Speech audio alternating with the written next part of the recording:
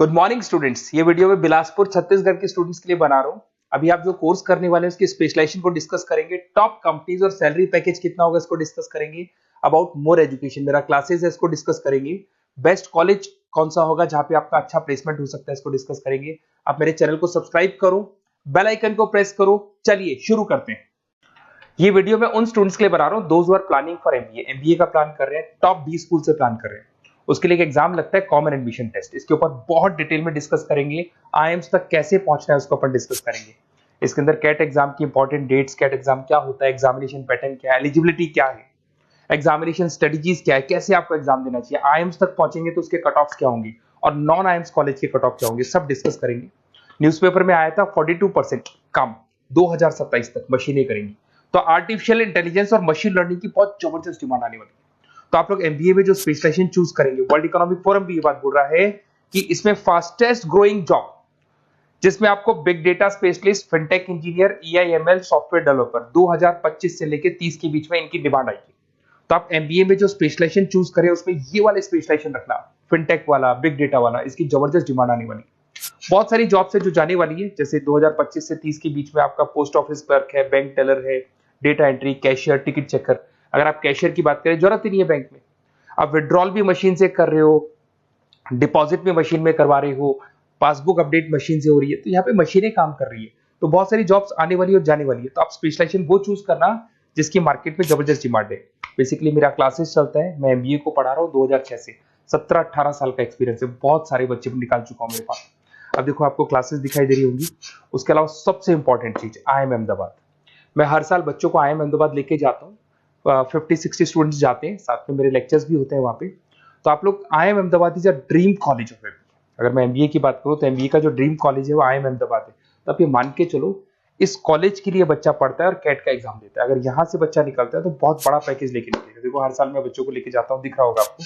उसके अलावा मैं मुंबई में पढ़ा रहा हूँ, जयपुर में मैं पढ़ा रहा हूँ, अच्छा अलग अलग कॉलेजेस में एज अ गेस्ट में वर्क कर रहा हूँ। अच्छा 2008 से मैं बुक्स भी लिख रहा हूँ, तो 2006 में पढ़ाना शुरू किया था, 18 साल हो गए और 16 साल से मैं बुक लिख रहा हूँ। 2008-10 में बहुत सारी बुक्स लिखी है, मेरे वीडियोस भी हैं, आपको यूट्यूब पे वीडियोस मिल जाएंगे, मैं सैंपल्स आपको शेयर करूंगा जो जिसका रिक्वायरमेंट होगा। अगर आपको बेस्ट कॉलेज का रिक्वायरमेंट हो, बेस्ट कॉलेज का रिक्वायरमेंट हो, या फिर कैट के लिए कैसे स्टडीज करनी है उसका रिक्वायरमेंट है कि कौन कौन से कोर्सेज हैं कैट में, कहाँ पे आपको एडमिशन लेना चाहिए और किस तरीके से स्टडीज करनी है, कट ऑफ क्या जाएगा, तो उसके ऊपर आप डिस्कस कर सकते हो। मेरा नंबर है, इस पर कॉल कर सकते हो। बाकी मैं अगर क्लास में रहता हूँ तो आप मेरे को व्हाट्सअप कर सकते हो अपना name, number, city, state, course और कहाँ से आपको अपना एमबीए करना है और किस तरीके से कैट का प्रिपरेशन करना है। अब अपन आते हैं एक एक करके कैट के स्पेशलाइजेशन पे। What about CAT? देखो कैट का जो एग्जाम है वो आईएम्स लेता है, इंडियन इंस्टीट्यूट ऑफ मैनेजमेंट।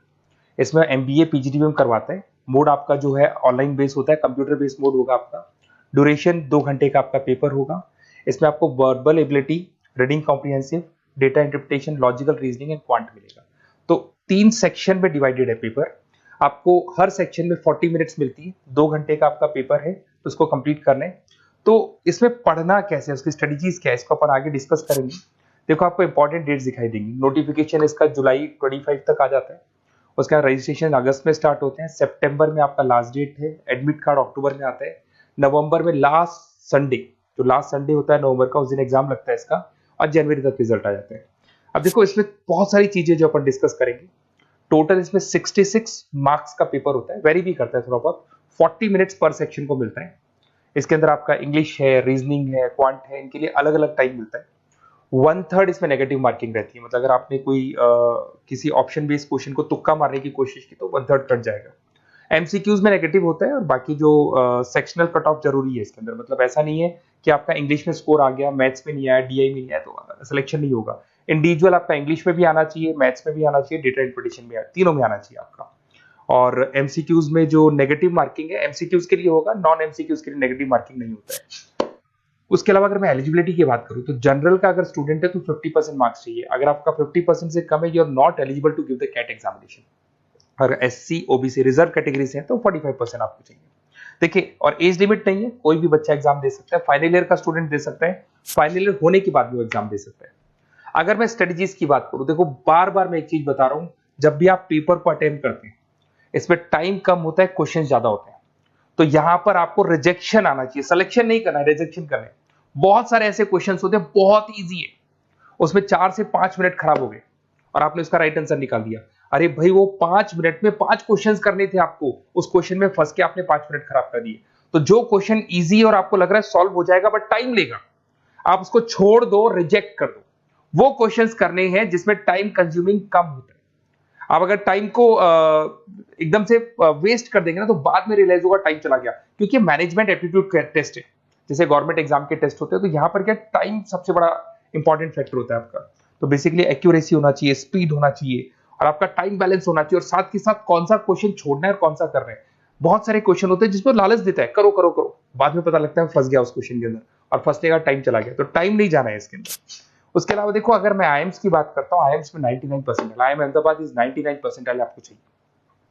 उसके बाद में अगर मैं बात करूं, बेंगलोर 99, कोलकाता 99, लखनऊ में 97 टू 98 चाहिए, इंदौर कोझीकोड में 95 टू 97। तो परसेंटाइल तो मान के चलो, अगर आपको टॉप कॉलेज चाहिए ना तो 99 प्लस परसेंटाइल चाहिए आपको, ठीक है। उसके अलावा अगर अपन देखते हैं एफएमएस दिल्ली, नॉन एक्सेप्टेबल, जो कैट का एग्जाम तो लेते हैं बट नॉन आईएम्स है, वो भी 99 मांगता है। एसपी जैन भी 85 टू 95 मांगेगा। एमडीआई गुड़गांव 95 परसेंटाइल मांगता है। आईएनपी गाजियाबाद 85 टू 90 मांग रहे हैं। तो कॉलेजेस तो बहुत हैं, और ये मान के चलो आप 80 से लेके 99 के बीच में अगर आ जाते हो तो आपको टॉप 20 स्कूल्स मिल जाएंगे। अगर आईएम्स भी नहीं मिलता है तो उसके नीचे के स्कूल्स मिल जाएंगे। बाकी अगर इसको डिटेल में आपको डिस्कस करना है तो मेरा नंबर है, आप कॉल कर सकते हैं। अच्छा, उसके अलावा मेरा नंबर आपको दे दिया मैंने, अगर मैं कल क्लास में हूं या कॉलेज में और फोन नहीं उठाता तो व्हाट्सएप कर देना, अपन डिटेल में डिस्कस करेंगे सारी चीजें, और कहां से आपको कैट करना चाहिए, कौन सा इंस्टीट्यूट बेस्ट रहेगा वो भी मैं आपसे डिस्कस करूंगा, कौन से कॉलेज में आपका एडमिशन लेना चाहिए वो भी डिस्कस करेंगे, किस तरीके से आपको पढ़ाई करनी है, नोट्स कैसे मिलेंगे, वीडियोस कैसे मिलेंगे, सब डिस्कस करेंगे। Okay, best of luck for your CAT examinations. और कोई कॉलेज से रिलेटेड क्वेरी है तो वही आप मेरे को कॉल कर सकते हैं। Okay, best of luck.